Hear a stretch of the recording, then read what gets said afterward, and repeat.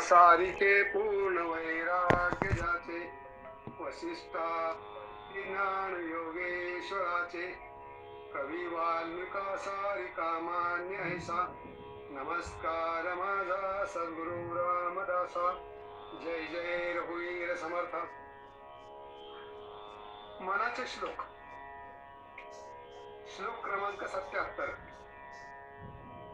करी काम निष्काम या राघवाचे, करी रूप स्वरूप सर्व जीवांचे, करी छंद निर्गंध हे गुण गाता, हरी कीर्तनी कृती विश्वास होता. खरं म्हणजे आपल्या सर्व साधकांसाठी आजचा श्लोक फार मार्मिक आहे आणि शक्यतो आपल्या साधक भक्तांनी तो आचरणात आणावा असं वाटतं. नवे तो गरजेचाच आहे. आता का गरजेचा आहे? आपण सर्व साधक मंडळी आहोत, प्रपंच करून परमार्थ करणारे आहोत. परमार्थ किती करतो याचा विचार करायचा नाही. मागे झाले पाहू नका, पुढे जावे नाही तुका. मागच्या सर्व गोष्टी आपण विसरायच्या आणि या क्षणापासून आपण काय करतो आहोत, पुढे काय केलं पाहिजे याचं चिंतन आपण वेळोवेळी अनेक तज्ञांच्याकडून ऐकतोय.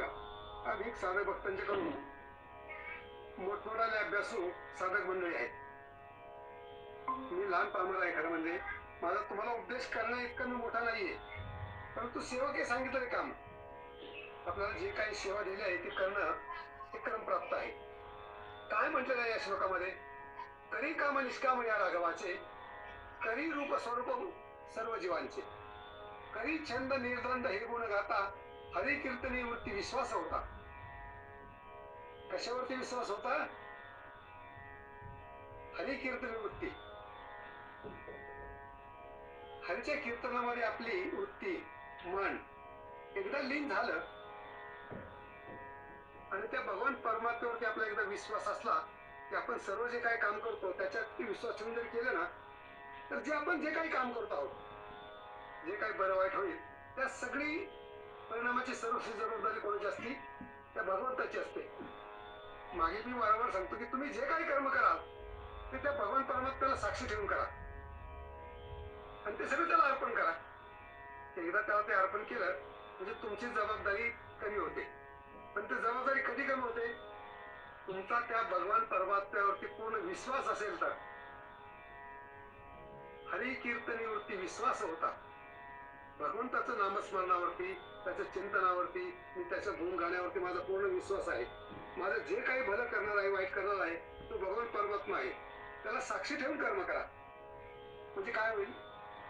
जे काही कर्म करतो त्या कर्माची जबाबदारी आपली राहत नाही. आपण स्वतःला आणि इतरही श्रीराम स्वरूपच पाहतो. खरं म्हणजे काय पाहिजे? हे विश्वाची माझी गरज, म्हणजे दिसे ठाई ठाई परमेश्वर. अशी महान अवस्था कोणाची असते? संतांची असते. आणि म्हणून आपण काय केलं पाहिजे? त्या संतांच्या सानिध्यात आलं पाहिजे. संतांच्या सानिध्यामध्ये आल्यानंतर काय घडेल बरं? काम क्रोध आम्ही वाहिले विठ्ठली, आवडी धरली पाय सवे, आता कोण पाहे मागे परतोणी, गेले हरपून देहभान. अशी आपली स्थिती होईल. कशी स्थिती होईल? देहभान आपण हरपून गेलं पाहिजे. आपण आपल्या संसार प्रपंचामध्ये नित्य कमवत असताना बऱ्याचशा वेळेला माणसं काय करतात? देहभान हरपतात. आमचे एक मित्र होते व्यापारी, आणि ते रोज सकाळी दुकानावरती बसायचे आणि गिरायकांची खूप रेलचेल असायची. सकाळ झाली, दुपारी 12 वाजले, 2 वाजले तरी त्यांना जेवणाची काय राहायची? शुद्ध राहायची नाही. कशामुळे? ते वित्त कमवण्यामुळे. खरं म्हणजे आपलं भगवान चिंतनामध्ये वित्त हरपलं पाहिजे, पण यांचं काय? धन कमवण्यामध्ये चित्त हरपून जायचं. असं नाही झालं पाहिजे. तुम्ही धन जरूर कमा, जोडून या धन उत्तम व्यवहार आहे. उत्तम कर्म करा, चांगला व्यवहार करून धन जोडा, तर त्या धनाचे काय होईल? लक्ष्मीमध्ये रूपांतर होईल. रिद्धी सिद्धी सुखी हानितल्या लाथा, येथे माझ्या प्रकृता कोण मानी. तुकाराम महाराजांनी खूप सुंदर सांगितलेलं आहे. एकदा काम क्रोधाची निवृत्ती झाली ना, मग आपलं देहभान भगवंताच्या चिंतनामध्ये हरपून जातं. आजूबाजूला जे काही चाललेलं आहे सृष्टीमध्ये याचं आपल्याला भान राहत नाहीये. काम क्रोध एकदा गेले ना की तुमच्यासाठी लोकांनी किती टीका केली तरी तुम्ही त्याच्या पलीकडे गेलेला असतात.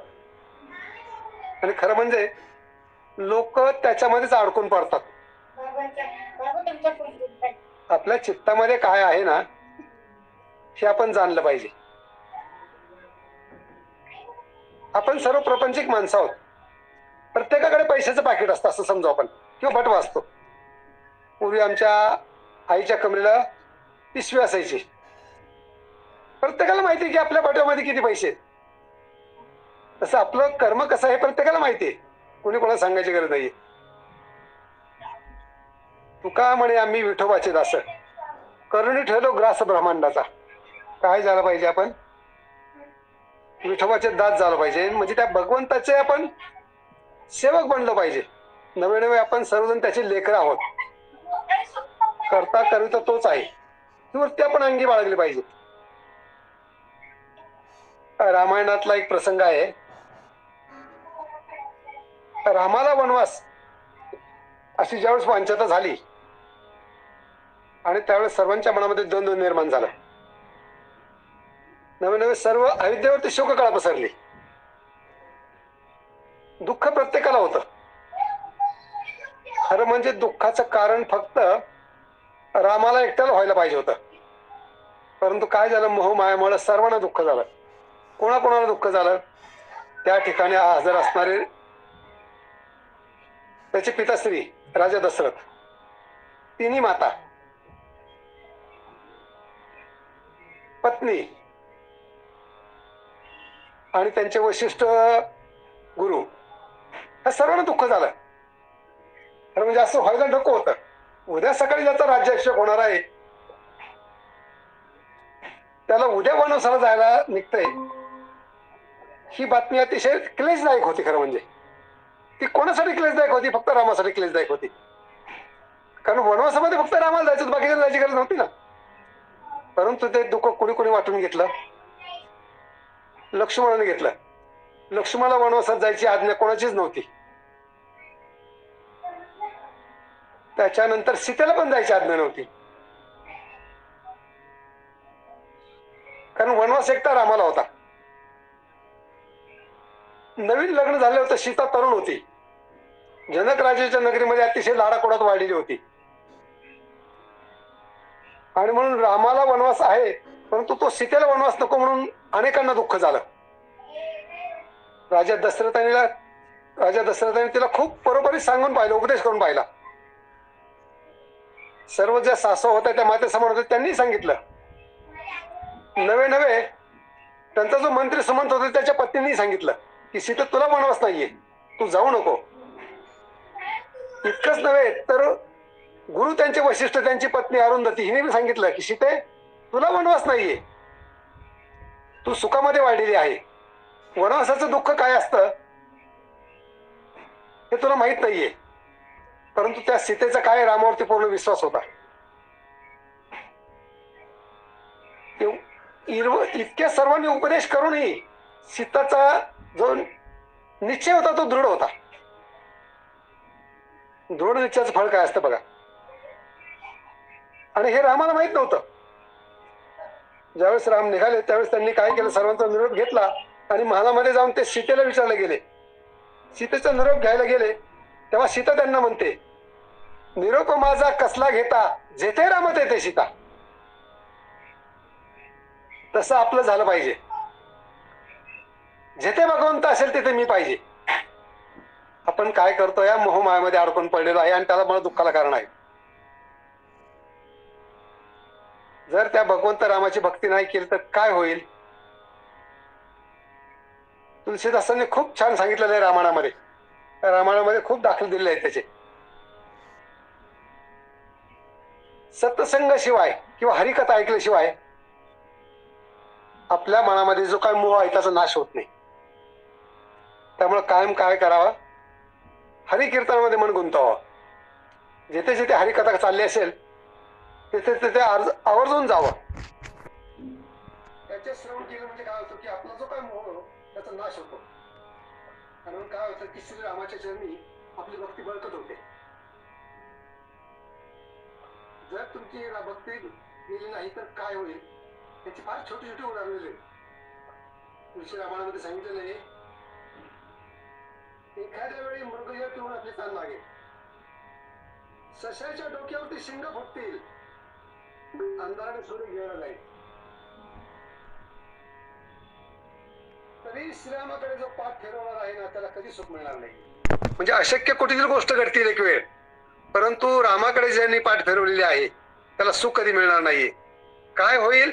बर्फामधून विस्तव निघेल एक वेळ, पाणी ढवळून त्याच्यामधून साजूक तूप निघेल, परंतु जो रामाला विसरेल त्याला सुख कधी मिळणार नाही. वाळू रगडीता तेलही गळे, वाळूतून तेल सुद्धा निघेल, परंतु जो माझ्या रामाच्या भजना वाचून राहील त्याला या जगामध्ये या जन्मामध्ये कधी सुख मिळणार नाही. सुख जर पाहिजे असेल ना तर काय करायचं? त्या भगवंताच्या चित्तामध्ये, भगवंताच्या प्रेमामध्ये, भगवंताच्या साधनेमध्ये आपलं मन गुंतवावं. तुलसीदासांनी रामायण पूर्ण करताना शेवटचा तो अतिशय सुंदर सांगितलेला आहे. शेवटचा दोहा असा आहे की मी ही नारी पिहरी जिमी, लोभ ही प्रिय जिमी दाम, तिमी रघुनाथ निरंतर प्रिय लघु मोहि राम. काय सांगितलेलं त्यांनी? जसं कामी पुरुषाला स्त्रीचं रूप मोहित करते, तिच्यापासून मिळणार त्याला सुख आवडते, लोभी मनुष्याला जसं धन आवडतं, तसं भगवंता हे रामा तुम्ही मला प्रिय व्हावे. कसे? ह्या लोभी लोकांना जसा हा लोभ आहे तसा मला तुमचा लोभ हवा. आजच्या चिंतनामध्ये इतकंच. जय जय रघुवीर समर्थ.